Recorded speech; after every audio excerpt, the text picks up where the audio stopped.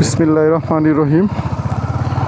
আমরা রওনা হলাম লাওয়াসারা রুটের যে ভয়ানক সৌন্দর্য সেটি উপভোগ করতে করতে লাওয়াসারা রুটটা পাড়ি দিব।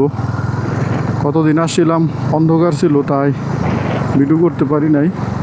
আজকে আবার গাড়িতে একটু প্রবলেম, ব্রেক শুতে হয়তো ইটের কোনা গেছে, না হয় অন্য কোনো ময়লা টয়লা গেছে, যার জন্য একটু প্রবলেম ফেস করতে হচ্ছে। সামনে কোথাও যদি দোকান পাই তাহলে ঠিক করে নিব। আর এখন যাচ্ছি গল্ফ মাঠ থেকে একটু ওইটা দেখে আবার ব্যাক করব।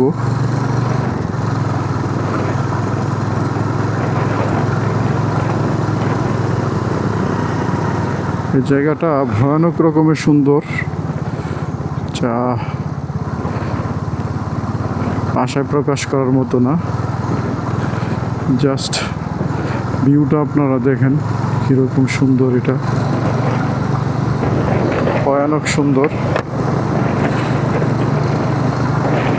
এই জঙ্গলের ভিতর দিয়া এভাবে রাস্তা, সর্বোচ্চ গতিসীমা 20, আমরা 40-এ আছি।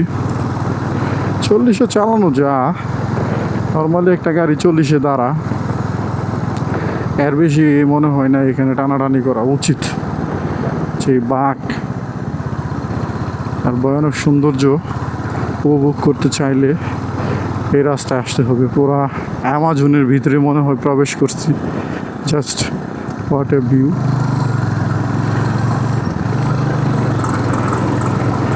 আমি একটু সিএনজিটা ওভারটেকিং করি, না হলে ওর পাশা দেখা যাবে আপনার ভিডিওতে। আপনাদেরকে লাওয়াসারার ভয়ানক রাস্তার সৌন্দর্য দেখাতে দেখাতে একটু নিয়ে যাই। চোখ রাখুন এই সুন্দর রাস্তায়। একেবারে যেহেতু বৃষ্টি নাই, রাস্তাটা অনেক পরিষ্কার এবং অনেক গোছালো মনে হচ্ছে। দেখুন প্রকৃতির বুক চিরে এত সুন্দর রাস্তা, যা কল্পনা করা যায় জাস্ট অ্যামাজিন বলা চলে। কতদিন আপহিলতে যে নামছি, ইঞ্জিন ব্রেক করতে খেয়াল নাই। আর আপনারা যখন আপহিল থেকে নামবেন তখন অবশ্যই ইঞ্জিন ব্রেক করবেন, না হয় যে কোনো সময় দুর্ঘটনায় পতিত হবেন। দুর্ঘটনা যদি এড়াতে চান, এসব রাস্তায় আপহিল এবং ডাউন হিল, ওই বিষয়গুলো অবশ্যই আপনাদেরকে মাথায় রাখতে হবে। এখন আমি আপহিলে উঠতেছি, জাস্ট গিয়ারটা একটু কমাইলাম আর উঠে গেলাম। এখন আমি ডাউন হিলে নামবো। একটু